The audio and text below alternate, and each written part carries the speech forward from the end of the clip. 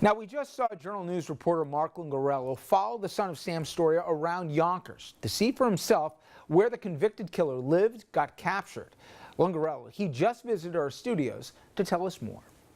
40 years, I'm not trying to date myself here, but 40 years ago, I don't think people appreciate, for that 13-month spree or whatever, just how on edge he had not just the city, but how this was a national story. I know you certainly found that out in your reporting, how many people wanted to and not remember, but it really can't be exaggerated just how big a deal this was. It was more than 6 people killed, 7 people injured. It was the unknown, right? And about this mythic thing, this Son of Sam, which could have been anyone or anywhere. Yes, yeah. I wasn't born when this was happening, but everyone you speak to who was around at the time remembers that kind of nagging sense of fear. And to be honest, the media contributed a lot to it. There weren't a lot of breaks in the cases, so you had the New York Daily News and the Post kind of every day trying to come up with a scoop. And it really added to the hysteria that a lot of people were feeling they could be next. That they weren't safe doing normal things that they didn't used to think twice about. Suddenly they're afraid to, even go out past a certain time when the sun goes down. And you had Jimmy Breslin, obviously, who was, and people don't remember how prominent the columnists were, but he was one of, if not the biggest at the time, being a direct conduit for this story, and then all the writings and everything attached. But I think a lot of people think of this as just a New York City story, and as you found, there was a lot of signposts in Westchester, as you showed.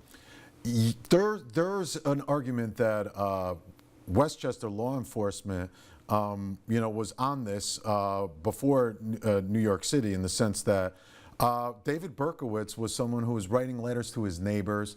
David Berkowitz was somebody that had was alleged to have shot people's dogs in the neighborhood in Yonkers, and had some instances up there. So he was certainly on the radar up here. Sam Carr, the neighbor who Son of Sam comes from, and his dog.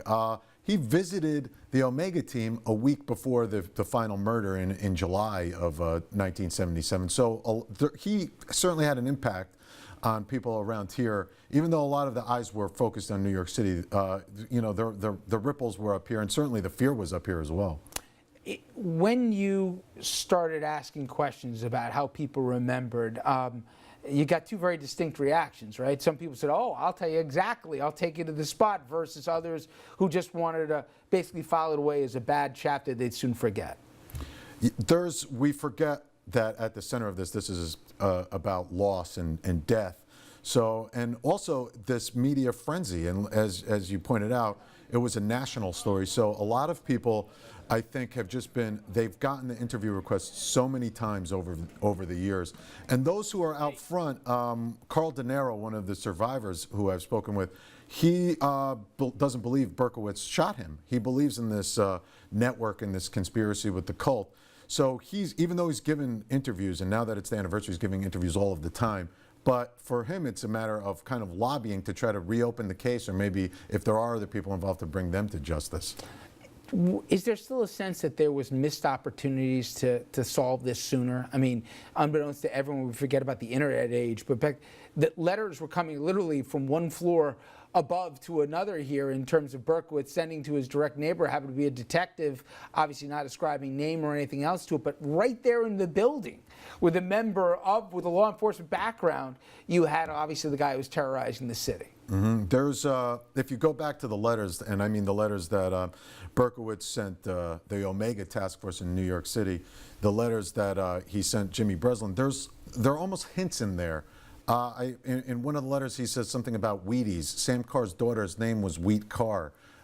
He mentions Wicker Street in Yonkers, which is right around the corner from where he lived. So yes, I think there is an argument, and I also think that there were so many different law enforcement agencies involved, because he was living in Westchester while this is happening in New York City and operating in different boroughs, that yes, I think there is an argument to say that maybe they could have, if there had been a better communication or more modern level of communication, that there were red flags that they could have identified. One of the things I'm curious, when you went around and you went to some of the different locations and you spoke to some of the people, Does it still seem fresh, or do people think of this as, oh, this was a generation ago? I mean, I can't even, remember much about it. Is it still fresh in people's minds? The people who experienced it as like, your average person who remembers it, it's very fresh. No one's surprised to say, wow, that was 40 years ago already.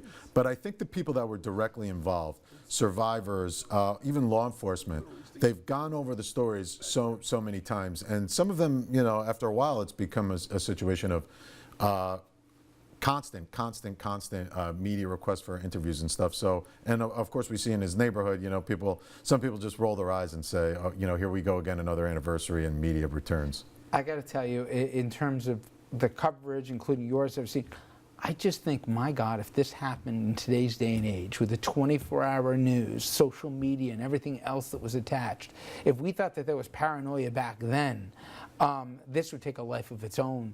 And it would be unending. I mean, 13 months is a long time to finally crack the thing. Do you imagine if it happened today?